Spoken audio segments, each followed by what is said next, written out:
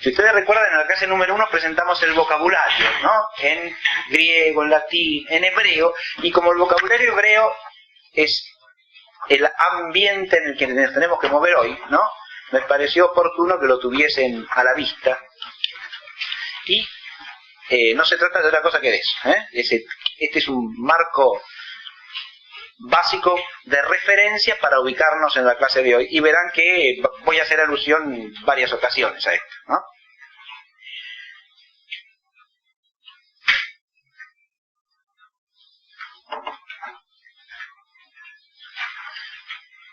La cuestión de la felicidad en el Antiguo Testamento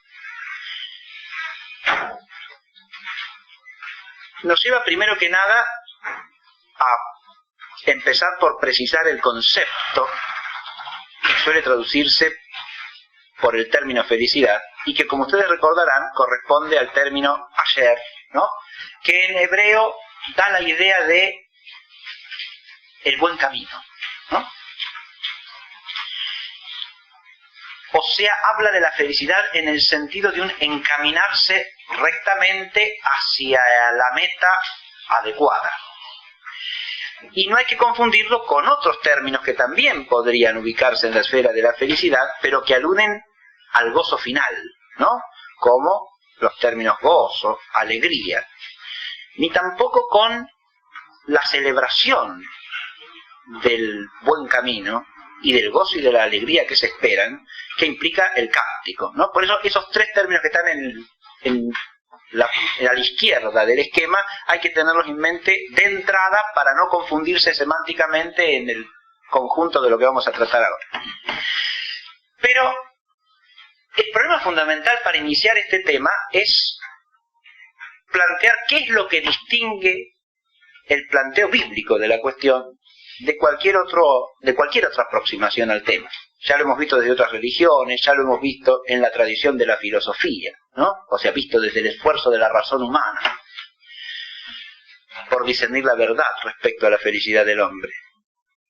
Ahora, ¿cuáles son las notas que especifican la revelación bíblica sobre el asunto? Y antes de entrar en eso, lo primero que hay que aclarar es esto.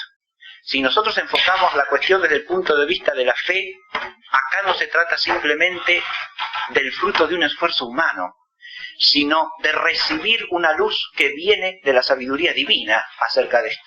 Es decir, no se trata simplemente de hacer un esfuerzo para entender algo que uno racionalmente puede alcanzar a conocer.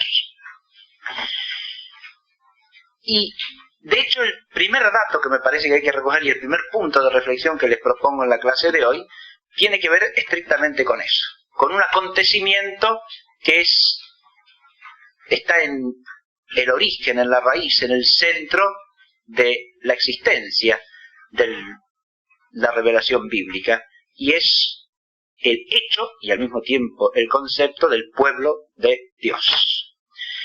Entonces, lo primero que tenemos que hacer es ubicar este tema de la felicidad en relación con la noción de pueblo de Dios.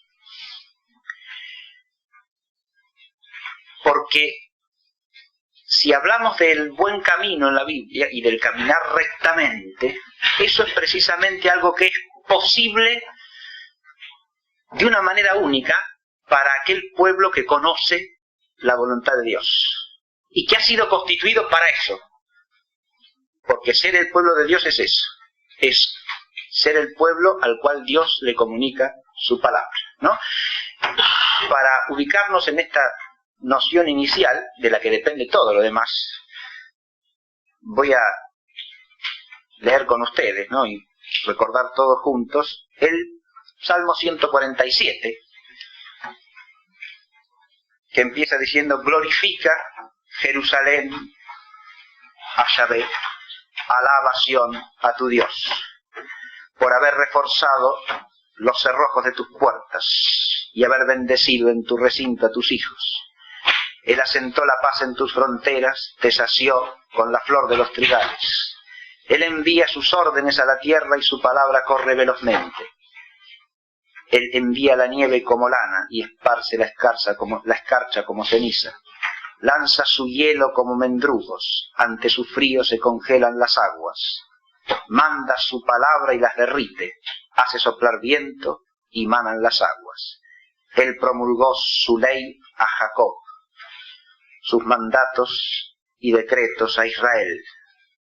No hizo tal a gente alguna, a nadie más manifestó sus juicios. Aleluya. Este salmo tiene la gran virtud de ubicarnos en la perspectiva del primer punto que quiero señalar acá.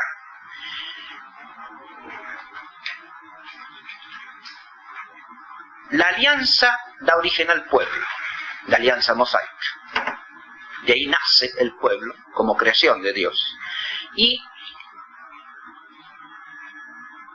hasta allí un conjunto de gentes que no era pueblo pasa a ser pueblo. Eso que les dice Pedro a los gentiles convertidos al cristianismo en su primera epístola. Vosotros que no erais pueblo, ahora sois pueblo de Dios. Esto mismo se puede decir del linaje de Jacob antes de salir de Egipto, ¿no? Vosotros que no erais pueblo, ahora sois pueblo de Dios. Ahora, este pueblo, a partir de la alianza, hace la experiencia de Dios como creador. Es decir, no solo se le revela el Dios de la alianza, les manifiesta su nombre misterioso, les comunica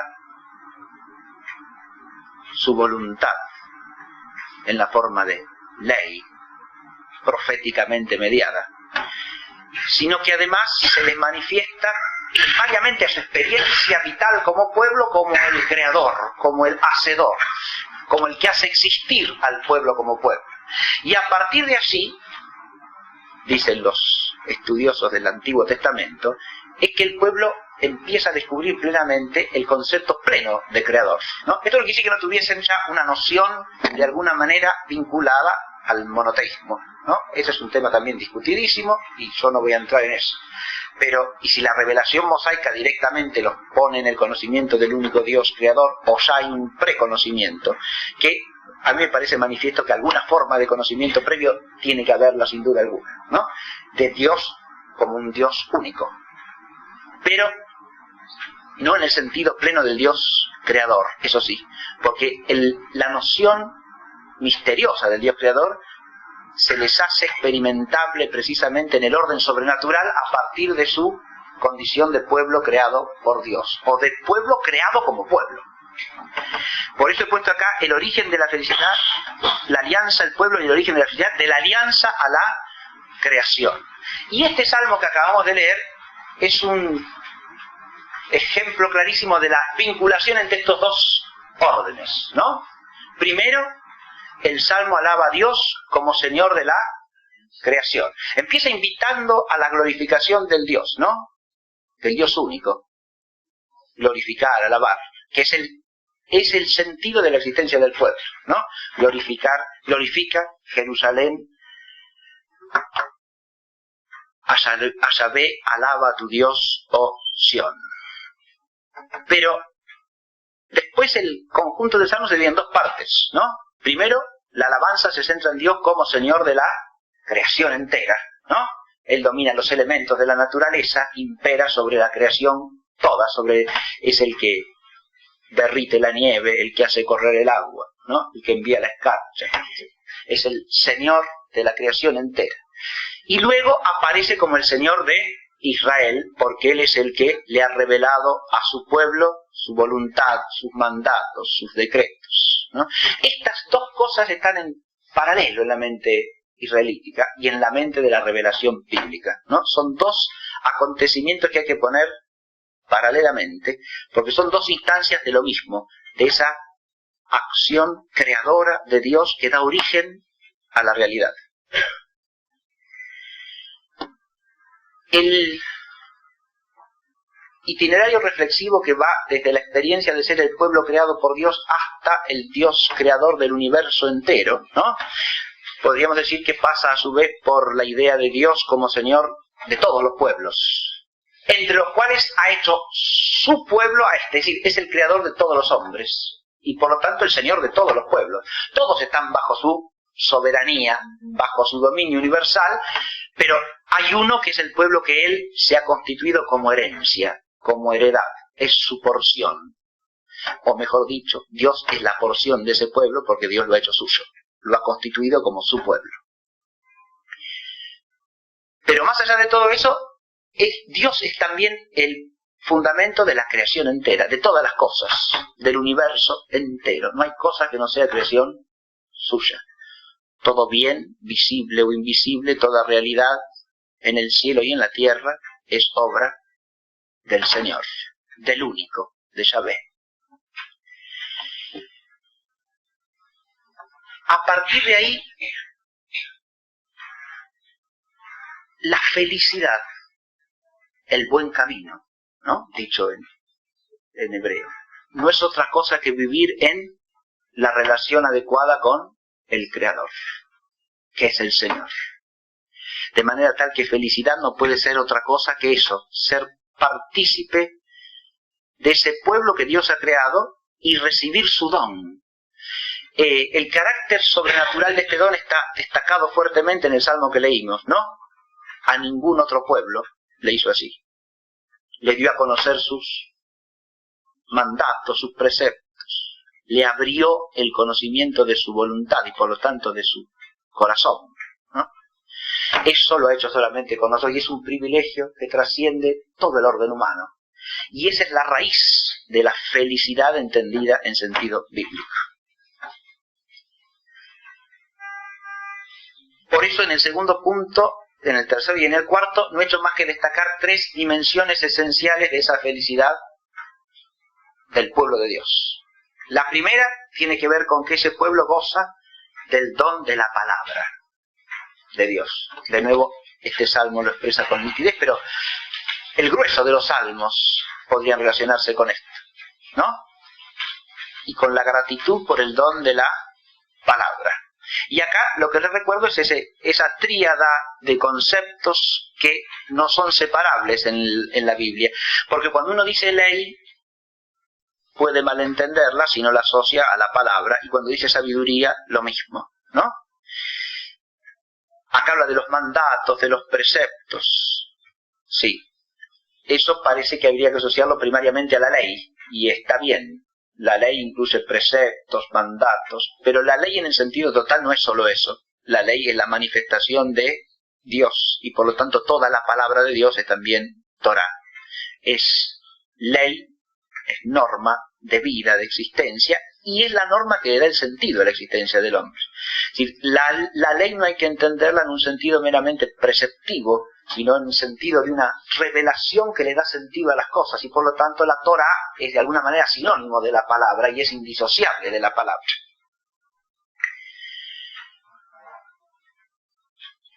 Si se bien entienden esas dos nociones, no se puede hacer una antítesis de oposición excluyente entre la ley como mandato y por otro lado la palabra profética, porque la palabra profética y la Torá no son más que dos nombres de lo mismo. La Torá es palabra profética, porque la Torá es mediada por el primer profeta de Israel, que es Moisés, de modo que también ella es palabra profética. El profetismo es inseparable de la alianza, ¿no? Y la ley también, porque palabra y Torá dicen en el fondo lo mismo. Escrutar la Torá es escrutar la palabra de Dios. Recuerden que el nombre de Torá designa primero que nada a los preceptos de la ley, pero en segundo lugar a todos los 5 libros que llamamos el Pentateuco, y en tercer lugar a toda la escritura en general, ¿no? Que se puede completar a través de la Torá y los profetas, ¿no? Y los demás escritos, pero que se puede resumir simplemente en la Torá sin más. Torá como sinónimo de la escritura. La palabra y la Torá, insisto, son inseparables, pero también son inseparables del tercer elemento, que es la sabiduría. Porque lo que hace sabio al hombre en el sentido de la revelación es el conocimiento de la palabra de Dios. Y acá conocimiento hay que entenderlo en su sentido completo y bíblico también. Conocimiento de la palabra quiere decir comunión vital con la palabra. Quiere decir conocimiento intelectual también, pero no solo, sino un conocimiento que además de ser inteligencia de lo que se dice, es una inteligencia viviente y es comunión de vida con aquello que se conoce.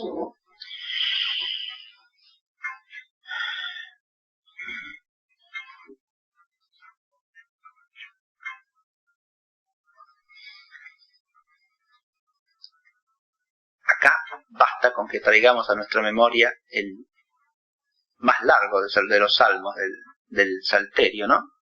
118, que es todo él un elogio de la ley, de la palabra, de la sabiduría, ¿no?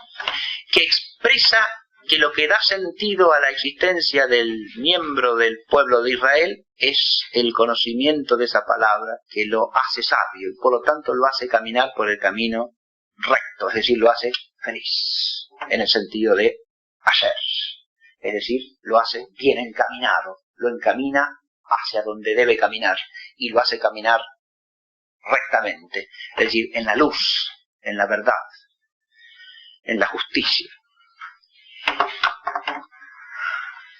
El segundo vínculo esencial de la felicidad con el pueblo de Dios lo podríamos situar en la línea de la presencia, ¿no? La presencia de Dios.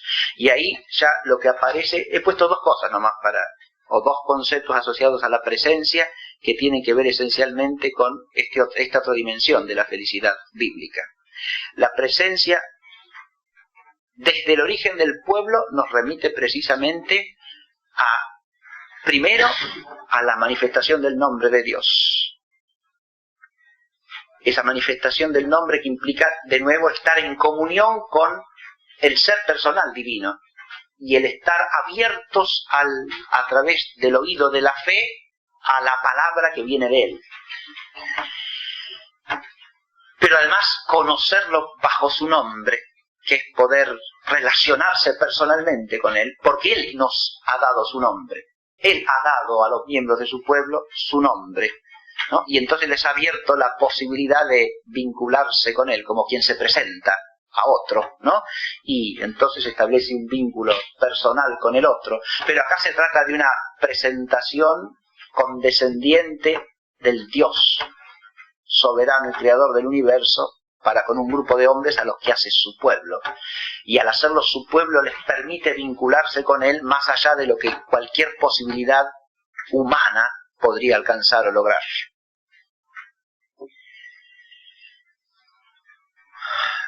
Pero ese nombre justamente, y ahí viene otra cosa fundamental de la idea de la presencia, ese nombre es un nombre que lo manifiesta a Dios como trascendente, ¿no?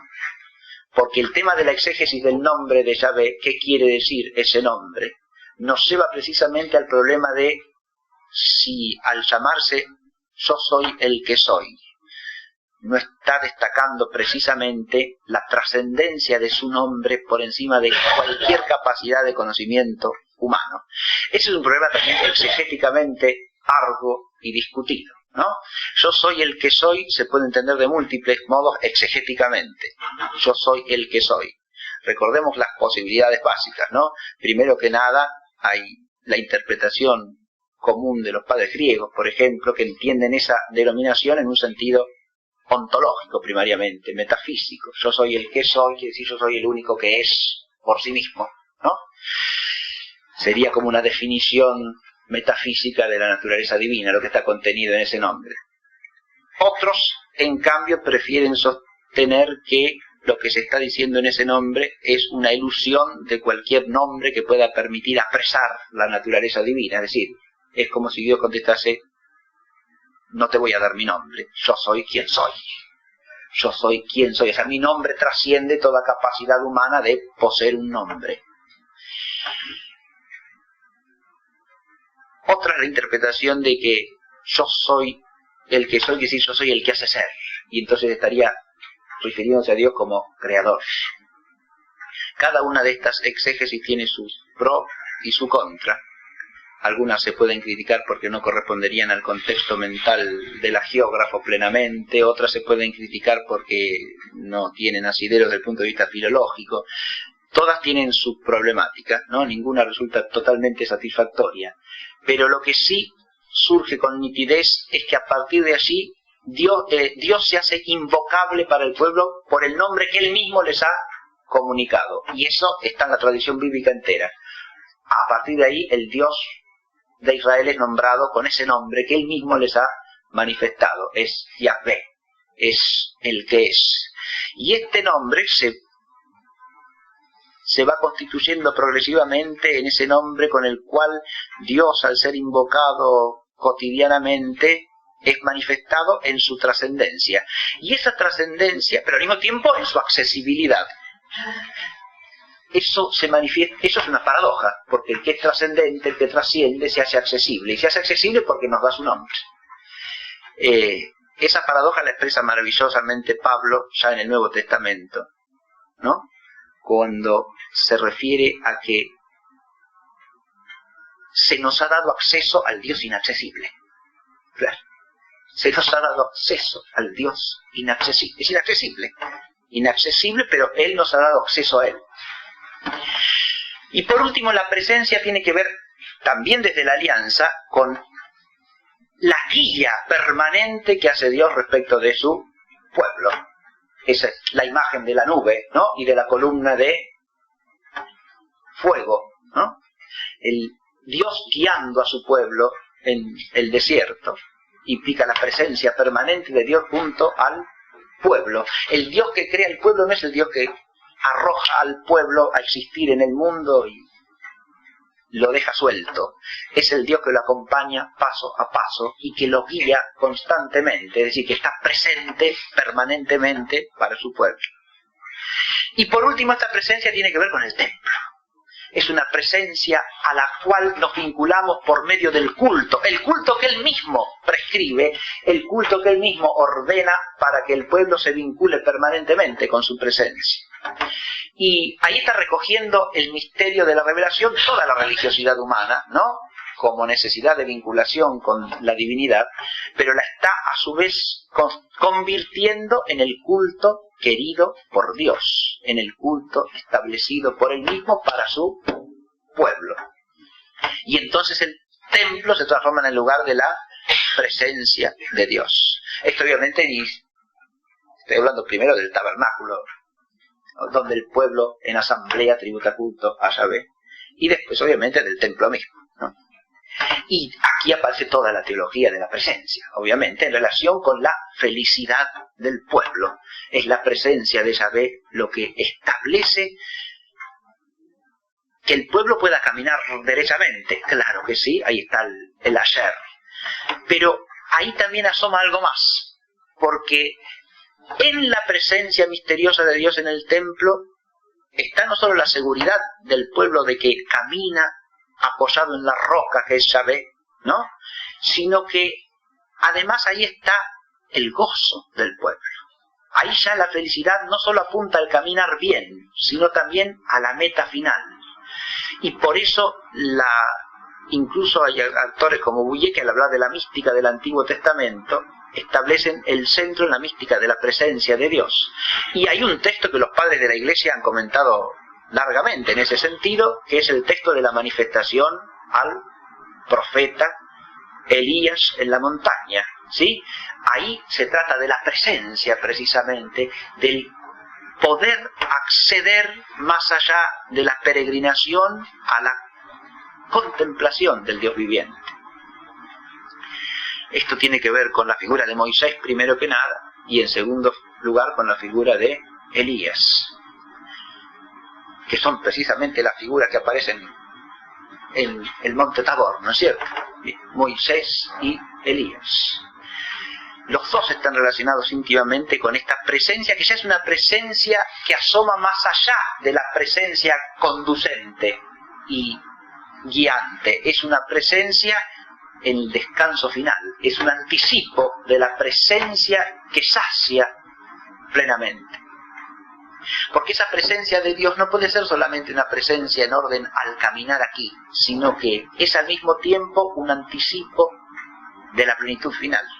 Y por eso no se relaciona solamente con la felicidad como el caminar bien, sino también con el término mismo del caminar.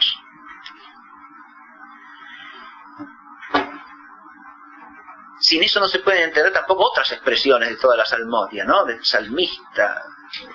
Para mí bien es estar en la casa de Dios, ¿no? Yo quiero vivir en la casa de Dios para siempre.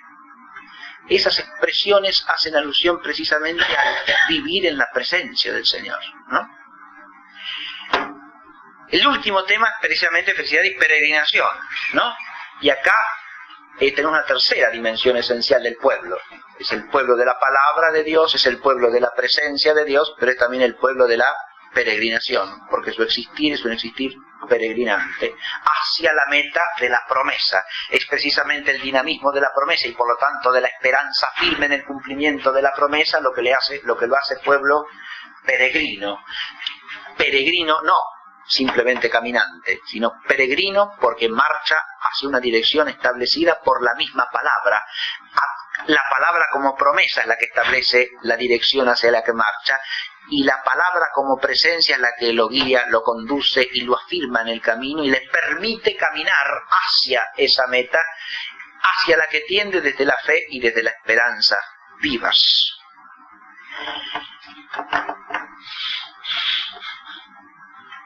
Pero esa esperanza es una esperanza que está fundada en el acontecimiento experimentado de la Pascua por la cual el pueblo es creado.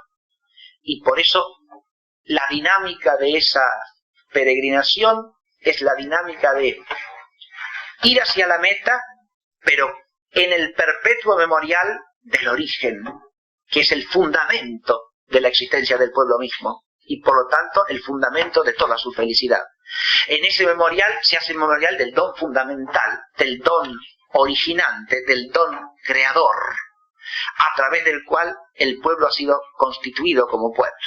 Y por eso el pueblo no puede existir felizmente sin ese memorial, que es el que le esclarece el sentido de su existencia. Sin ese memorial no sería el pueblo de Dios, porque no sería el pueblo sin el acontecimiento original de la Pascua, del éxodo pascual. Pero no sería tampoco el pueblo de Dios si no viviese del memorial, es decir, de la actualización permanente de ese acontecimiento como lo que le da sentido a la existencia en cada momento, aquí y ahora. Es esa dinámica desde el memorial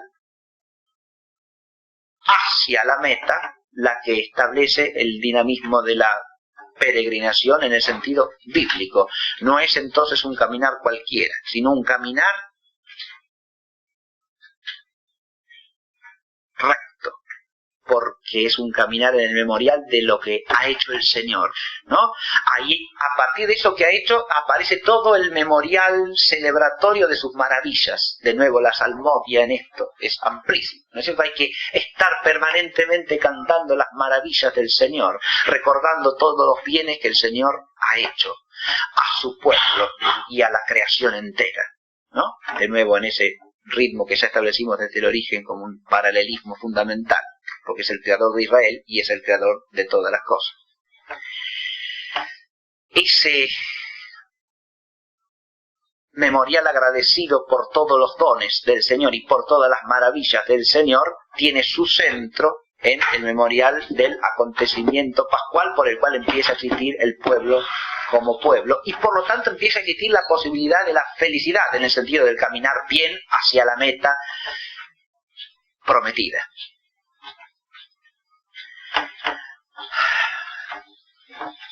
Fíjense que acá incluso tenemos la raíz del tiempo como tiempo histórico en sentido pleno, ¿no? Como tiempo histórico en el sentido bíblico, como el tiempo que desde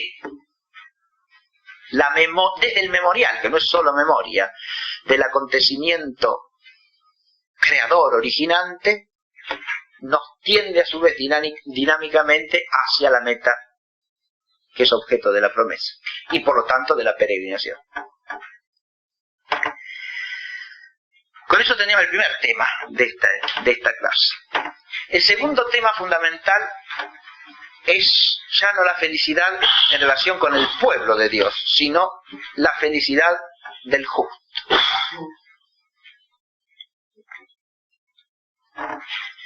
En todo el Antiguo Testamento, el miembro del pueblo de Dios, en cuanto realiza auténticamente su condición de tal, responde al ideal del justo. El concepto de justo es precisamente el que camina rectamente, ¿no? Basta con que recordemos aquí el Salmo primero, ¿verdad? Que establece de alguna manera, y muy sencilla y brevemente, esta idea básica de toda la revelación veterotestamentaria. Bienaventurado el varón que no anda en consejo de impíos, ni en las sendas de los pecadores se detiene, ni se sienta en la tertulia de los mofadores. Antes bien tienen la ley de Yahvé su complacencia, y en esa medita día y noche. Acá vemos cómo el tema de el justo se enlaza directamente con todo lo que hemos visto en el punto primero, ¿no? Será como árbol plantado a la vera del arroyo, que a su tiempo da su fruto, cuyas hojas no se marchitan, cuanto emprenda tendrá buen fin. No así los impíos, sino que son como paja que arrebata el viento. Por eso no prevalecerán los impíos en el juicio, ni los pecadores en la congregación de los justos, pues conoce Yahvé el camino de los justos, pero la senda de los pecadores acaba mal. Acá el tema del conocimiento de la ley precisamente y del vivir según la palabra está asociado directamente a la figura del justo, ¿no? El justo es el que es proclamado acá dichoso, bienaventurado, Esher, es decir, bien encaminado y bien andante, ¿no? Eso es lo que significa la palabra hebrea.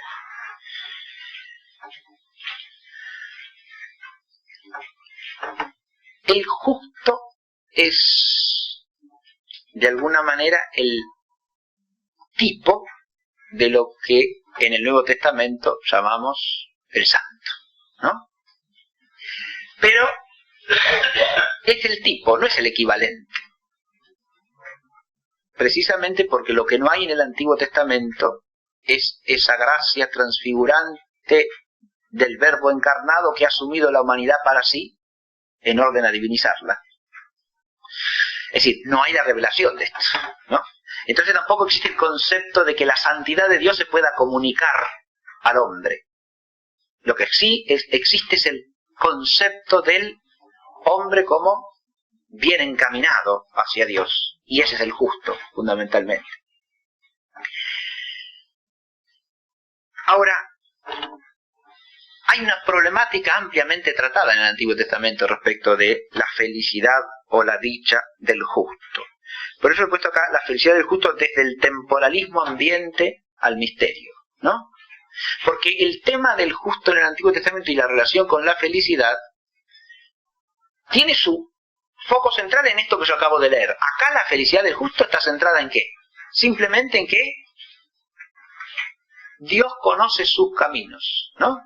Dios conoce el camino del justo, como dice al final. Una expresión bellísima. Dios lo conoce, ese camino quiere decir que ese camino procede en última instancia de Dios, ¿no? Y que Dios lo reconoce en él el camino que Dios le ha comunicado, ¿no? Dios conoce sus caminos. En cambio, la senda de los pecadores acaba mal, o es senda muerta. La expresión hebrea quiere decir que es un camino que no tiene fin, que se corta, truncado, ¿no? Una senda muerta, la traducción exacta. Un sendero que muere, que no termina, que no lleva a su fin, ¿no?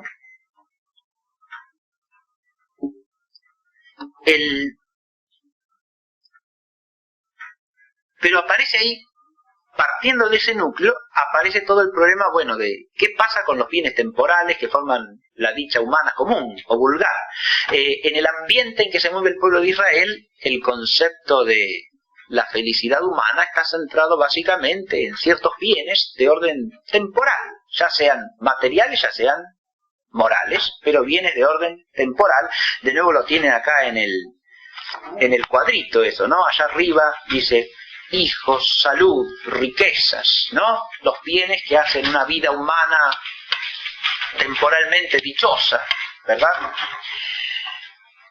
¿Cómo se relaciona eso con el justo?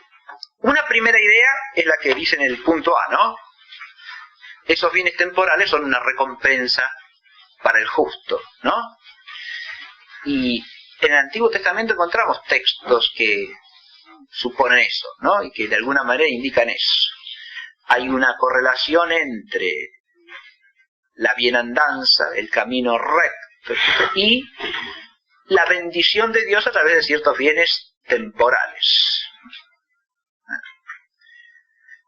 En el Salmo que acabamos de leer, algo de eso parece que se dice, ¿no? Cuando dice, será como árbol plantado a la vera del arroyo, que a su tiempo da su fruto y cuyas hojas no se marchitan, cuanto emprenda tendrá buen suceso. ¿No?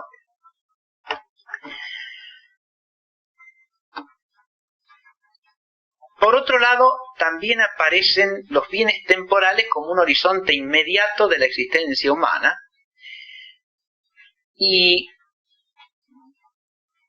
hay un libro en particular del Antiguo Testamento que plantea esto de una manera paradojal, que es el libro del Eclesiastés, ¿no? En el Eclesiastés, que empieza con ese leitmotiv de vanidad de vanidades, todo es vanidad, ¿no? Nosotros leemos cosas como esta.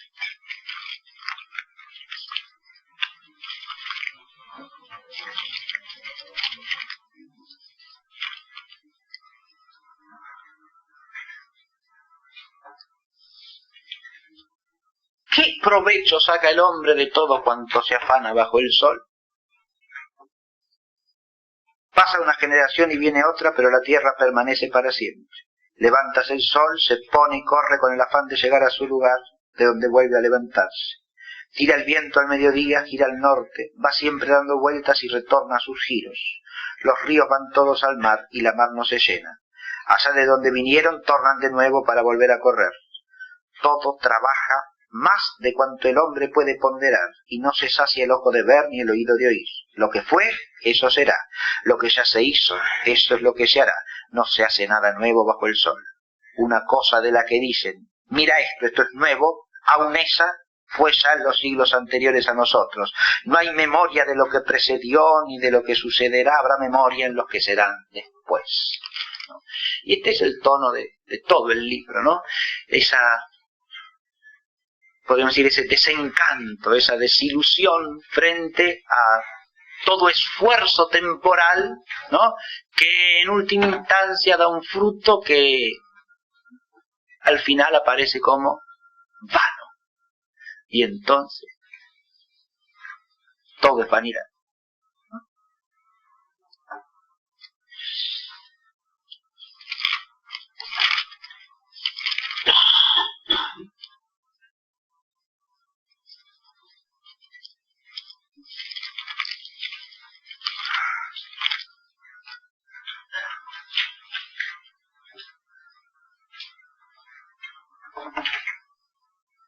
El resumen del discurso después de oírlo todo es este: teme a Dios y guarda sus mandamientos, porque eso es el hombre todo, porque Dios ha de juzgarlo todo, aun lo oculto, y toda acción, sea buena, sea mala.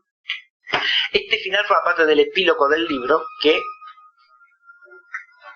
es un cierre del editor del libro, digamos así, porque hace alusión al Coelet, que es el autor, ¿no?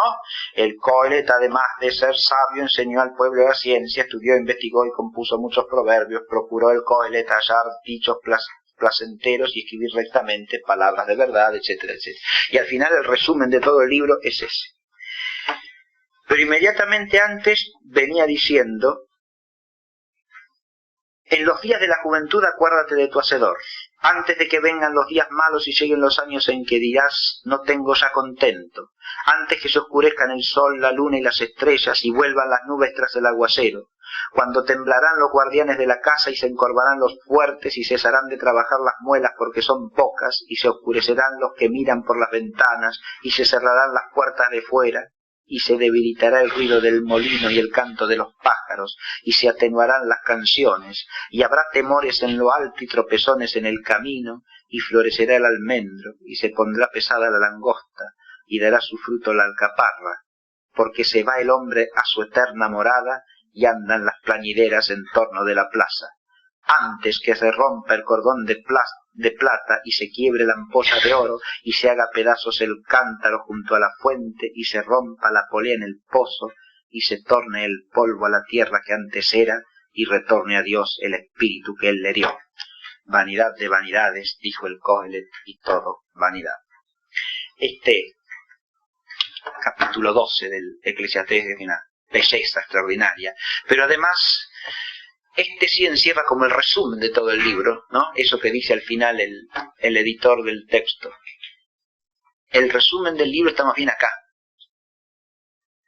Lo que el Eclesiastés presenta es ya una respuesta a ese problema de si los bienes temporales pueden ser o no una recompensa del justo. Eso ya aparece aquí como una concepción inadecuada. ¿Desde qué perspectiva? Desde la perspectiva de que todo bien temporal es efímero, es pasajero,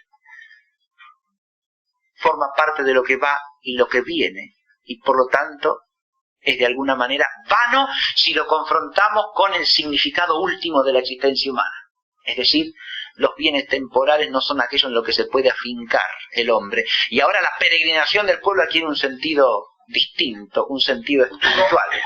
El pueblo de Dios es peregrino porque no puede afincarse en ningún bien temporal.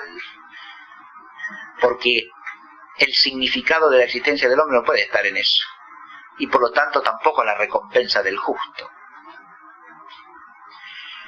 Pero el otro mentís a la idea de la recompensa temporal viene por otro enorme libro de la escritura del Antiguo Testamento, que es el libro de Job, ¿no? Ahí ya lo que se muestra es el fracaso temporal del justo. Ahí ya el justo es aquel que en lugar de recibir recompensa en bienes temporales, lo que recibe es la experiencia de la pérdida de todos los bienes temporales. Y a través de esa experiencia de la pérdida, no como una recompensa, sino como un misterio, la pérdida misma, que si tiene algún sentido es el desarraigarlo del apego a esos bienes, como si fuese su bien, y llevarlo al reconocimiento de que esos bienes no son más en todo caso que un don de Dios, que así como Dios los da, Dios los puede quitar, y que Dios es el mismo Dios que es bendito porque los da, debe ser bendito cuando los quita.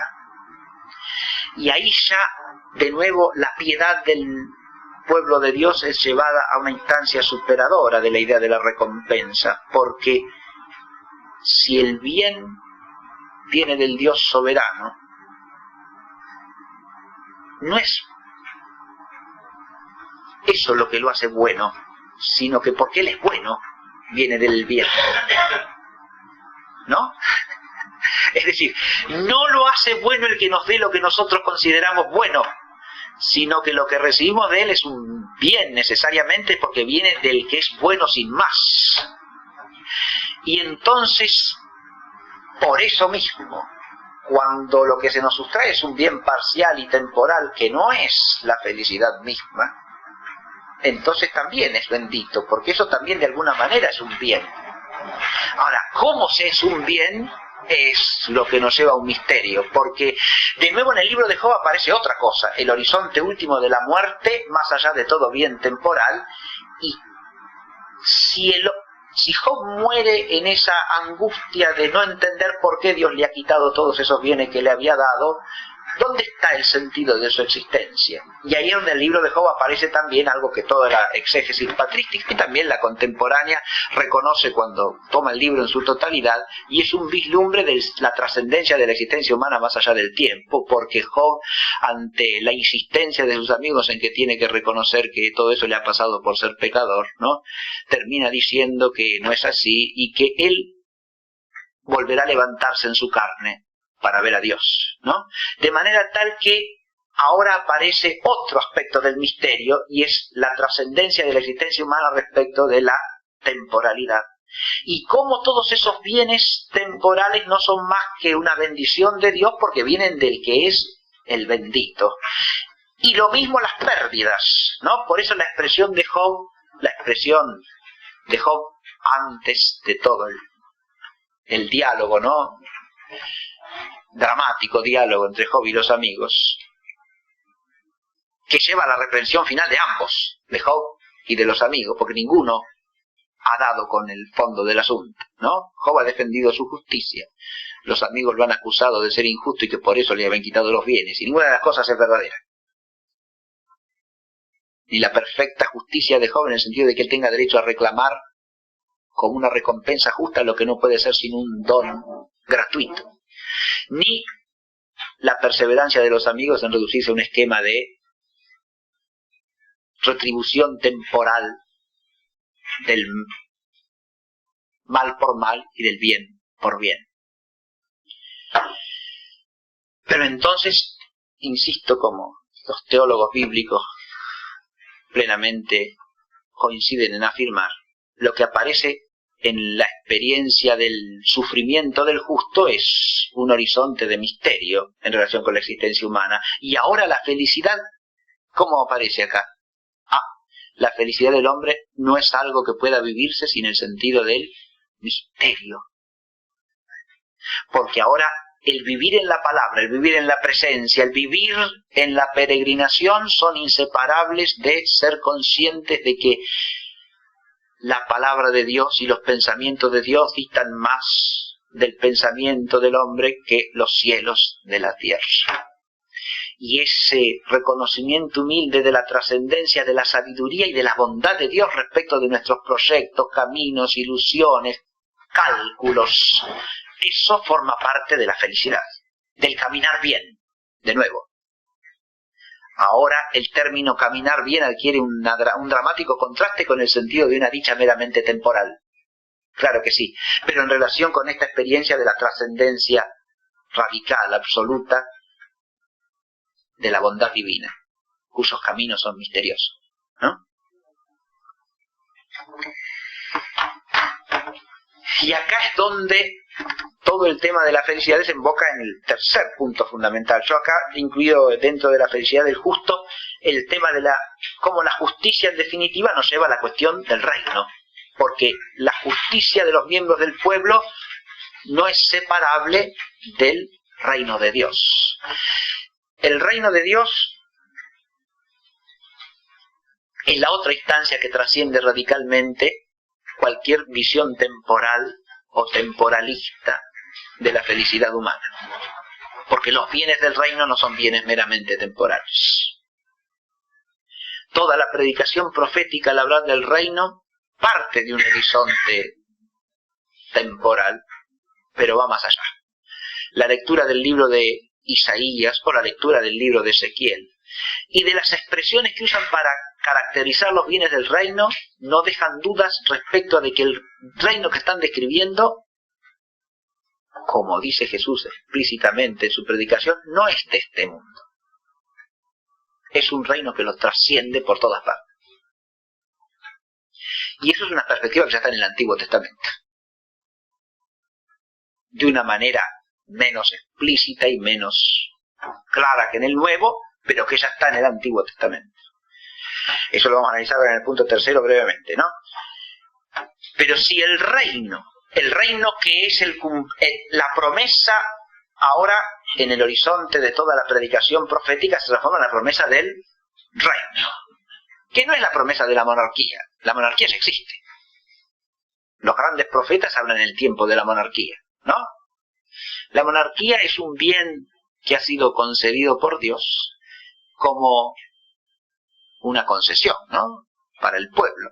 Pero es, de nuevo, parte de la misma pedagogía divina de la que forman parte todos los bienes temporales, ¿no? Y es dada como una monarquía para no perdurar, precisamente. Pero lo que perdura de ahí es la promesa del reino mesiánico asociada a la descendencia de David. Ahora, en esa perspectiva aparece la figura del Mesías. Entonces, todo el tema de la felicidad del justo desemboca en la felicidad según el reino y la felicidad mesiánica, y la relación entre el Mesías y la felicidad. Y claro, en la figura del Mesías, tal como la bosqueja la predicación profética, la paradoja de la felicidad que aparece en el libro de Job alcanza un relieve todavía más dramático, porque el rey mesiánico, una de las figuras bajo las cuales aparece el Mesías, es al mismo tiempo el siervo doliente de Yahvé, el hijo del hombre de Daniel, que viene descendiendo sobre las nubes del cielo, o sea que tiene una condición divina y un origen divino, es al mismo tiempo el varón de dolores. Ahí ya el misterio es algo que hasta resulta inasible desde la perspectiva del Antiguo Testamento. Resulta algo difícil de soportar, ¿no?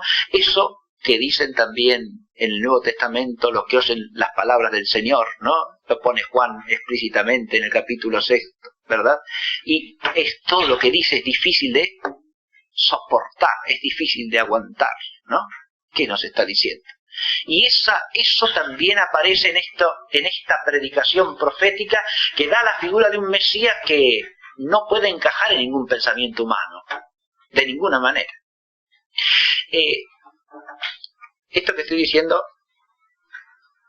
hay que entenderlo desde un principio fundamental de lectura de la Escritura en general, que es el principio fundamental que ya establecen los padres de la Iglesia a partir del siglo III de modo explícito. Y en el siglo II también ya Ireneo de León hace lo mismo al confrontar con el marcionismo y con el gnosticismo. El Antiguo Testamento no es una antítesis excluyente respecto del Nuevo Testamento, que en eso consiste la herejía de Marción, ¿no? Si el Antiguo Testamento nos presenta un Dios de venganza, de ira, de justicia, que es el Dios de los judíos. El Nuevo Testamento nos presenta un Dios de bondad, de misericordia y de perdón, que es el Dios de los cristianos. Son dos dioses distintos. Eso Marción lo elabora incluso hasta tal punto que sostiene que el único Dios verdadero es el Dios del Nuevo Testamento, y el Antiguo Testamento no es revelado por el Dios verdadero, sino que es fruto de una revelación que procede de un demiurgo maligno, que es al que los judíos han llamado falsamente Dios, Yahvé. Hago alusión a esto porque esa visión marcionita es la primera forma dentro de los siglos cristianos, la primera forma radical de cortar la tradición, ¿no? De suprimir la continuidad de la tradición de la revelación, de disociar el Nuevo Testamento del Antiguo y convertir al Nuevo Testamento, por lo tanto, en un vacío al que se le puede atribuir cualquier significado. Porque si el Nuevo Testamento lo separa del Antiguo, tiene un montón de categorías vacías que las puede llenar con el pensamiento humano que usted quiera, porque las ha arrancado de la tradición a la que pertenecen. Y que es lo que hace todo el gnosticismo del siglo II, ¿no? Y todas las formas de neognosticismo hasta el día de hoy. Por eso, para entender la felicidad en el Nuevo Testamento hay que partir de acá, porque acá están los elementos fundamentales que preparan aquello, lo anticipan y al mismo tiempo lo significan como tipo, como he dicho hace un rato, ¿no? Y por eso cuando se toma el Antiguo Testamento hay que leerlo en su integridad. Y eso es lo que dicen los padres. No se puede separar un elemento y tomarlo aislado y hacerle decir a la Escritura lo que a mí me venga en gana, porque tomo este pedacito y entonces me quedo ahí y lo hago decir lo que me parece a mí que tiene que decir. Sino que hay que tomarlo en una integridad de sentido, que corresponde al concepto de Sagrada Escritura, porque la Sagrada Escritura es toda obra de un único autor, porque su autor principal es Dios mismo, de manera tal que es un conjunto coherente, es una unidad. No se puede separar ni el Nuevo del Antiguo Testamento, ni las partes del Antiguo Testamento entre sí, sino que hay que leerlas en unidad, que es el principio de la analogía de la fe, ¿no? Hay que tomar todo como unidad, y hay analogía entre parte y parte, no equivocidad, ni oposición antitética excluyente, porque lo que hay es participación de un mismo designio, de un mismo plan y de una misma mente, que es la sabiduría divina.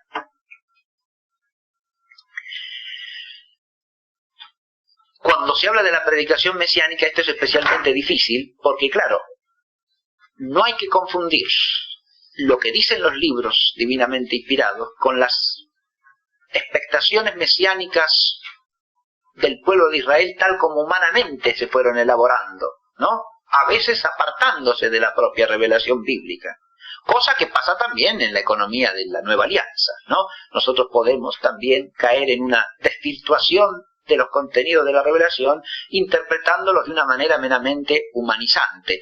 Por eso empecé la clase diciendo que ahora entramos en una esfera de contenidos que implican abrir el oído del espíritu a la palabra de Dios y no pensar según el pensamiento humano, sin más. Y si no hacemos eso, no podemos entrar en la escuela de la palabra de Dios, y no se puede hacer teología alguna sin eso, ¿no?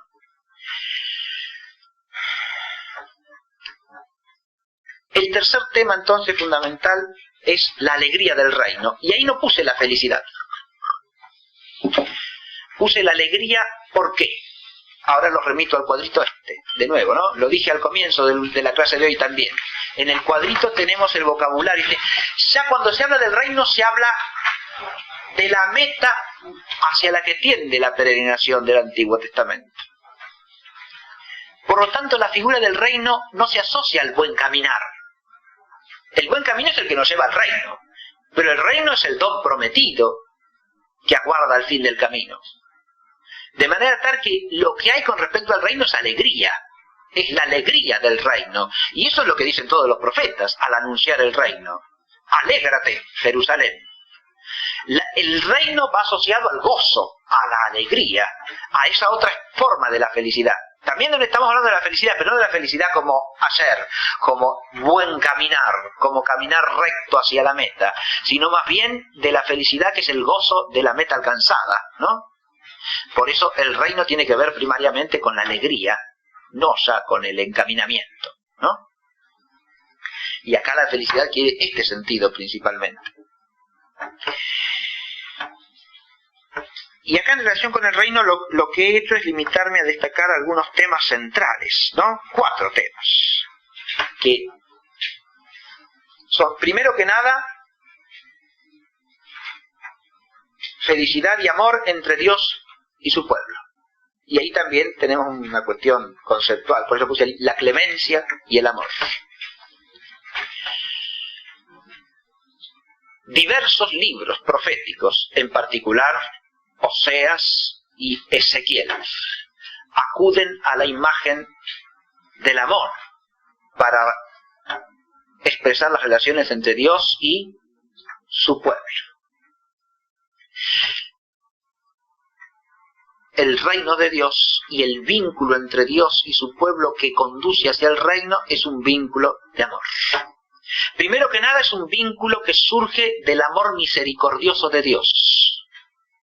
Porque de ese amor donativo y misericordioso de Dios, la Gesed divina, brota la promesa, el designio del reino. El reino comunicado al hombre, al pueblo de Dios como una promesa real. Y además brota de allí toda forma de compasión misericordiosa de Dios por la infidelidad y por la rebeldía de ese pueblo que, llamado a caminar el recto camino hacia el reino, vive descaminándose. Ese es precisamente el tema del libro de Oseas, ¿no? Pero es algo que expresan también Ezequiel y Jeremías a su manera. ese pueblo que camina está llamado constantemente a la conversión.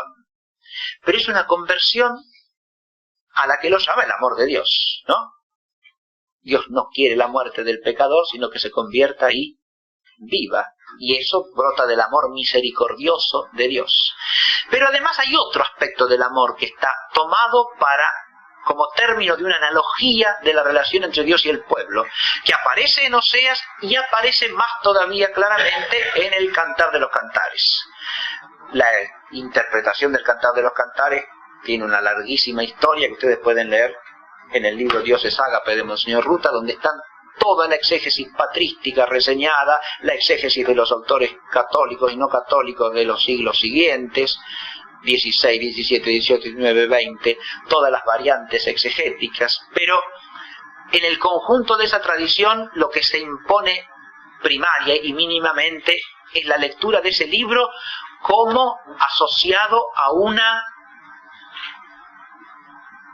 manera de hablar no necesariamente alegórica, pero sí traslaticia, de las relaciones entre Dios y su pueblo. De eso habla el libro, pero las pone bajo la imagen y la figura de la relación entre el esposo y la esposa. Ahí ya no se trata meramente de un amor misericordioso, se trata de un amor entre Dios y el pueblo, que es amor en otro sentido, es amor como ya donación mutua y fidelidad mutua. No es solamente la misericordia de Dios llamando al pueblo a la conversión, eso también está, pero también está la idea de que ese amor de Dios reclama el amor correlativo del pueblo hacia Dios.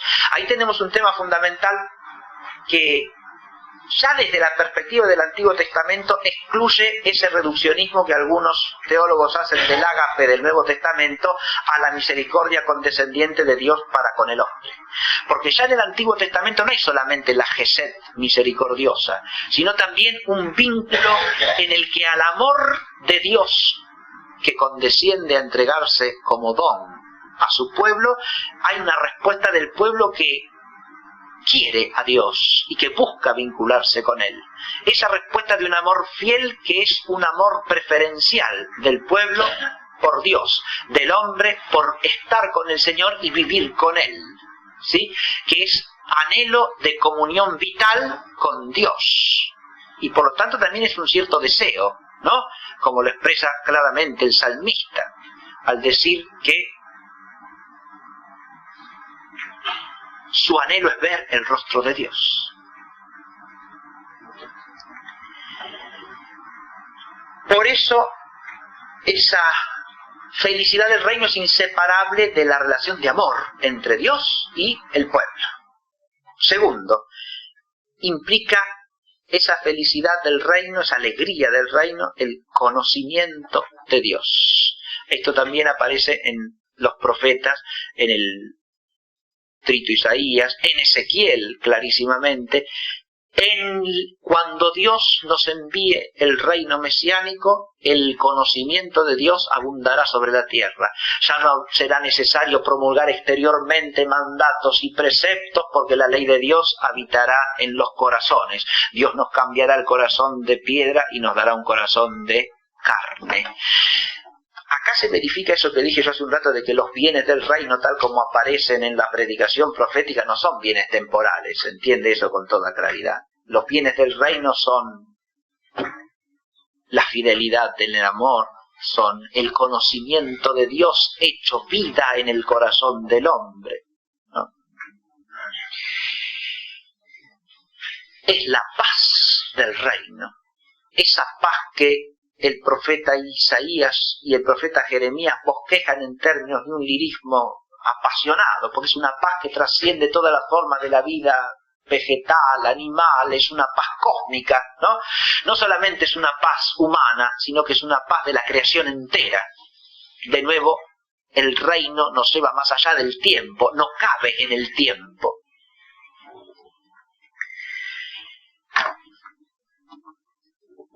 Esa paz está asociada a la necesidad del hombre de convertirse, porque recordemos que, y esto es un tema que nos lleva de nuevo a la creación, el principio de la discordia establecido en el conjunto de la creación por el pecado del hombre.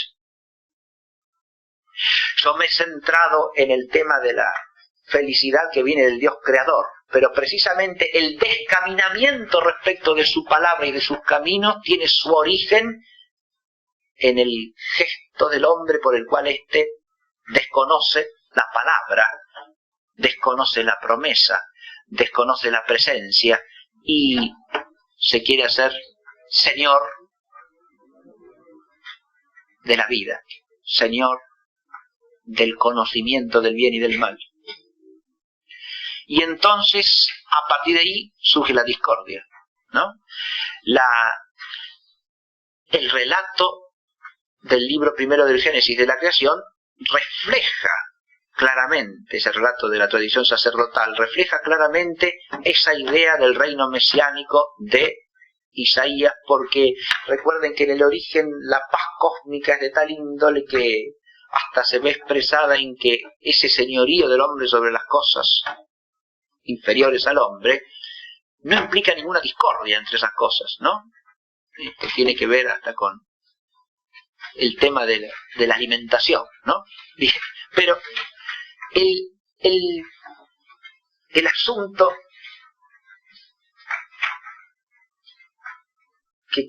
con el que quiero terminar es este.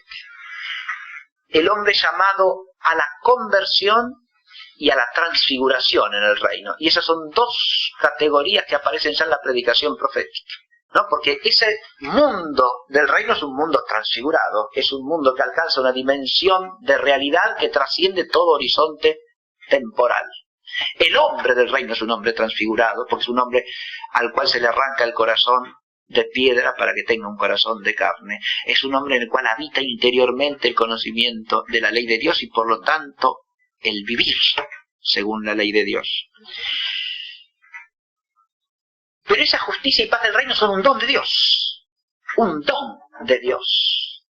Y por lo tanto nos remiten de nuevo al último tema, el cuarto, y ya con esto concluyo, ya me pasé por unos 15 minutos, que es la felicidad y la acción de gracias. Porque la bendición y la acción de gracias son como el corazón que emerge de toda esta revelación del Antiguo Testamento.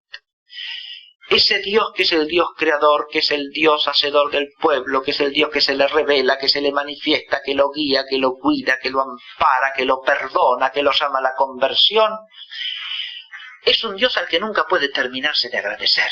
Es un Dios al cual el hombre, más allá de todas las vacilaciones que tenga en el caminar concreto de su vida temporal, ¿no? Por más que se vea desolado al modo de Job, es un Dios al que hay que decirle bendito siempre, bendito en todo y por todo, bendito sobre todo. Y por eso esa oración de la bendición se transforma en la oración fundamental del pueblo de la antigua alianza, ¿no? Bendito sea el Señor, Dios de Israel. Bendito sea el Señor, nuestro Dios. Y en esa bendición se expresa la raíz y el sentido de la felicidad en el sentido bíblico.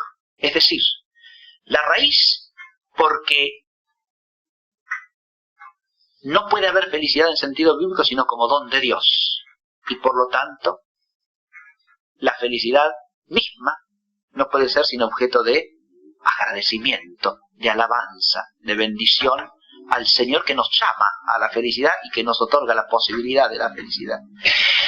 Y al mismo tiempo es reconocimiento del sentido, porque toda la existencia se orienta hacia la participación de ese don.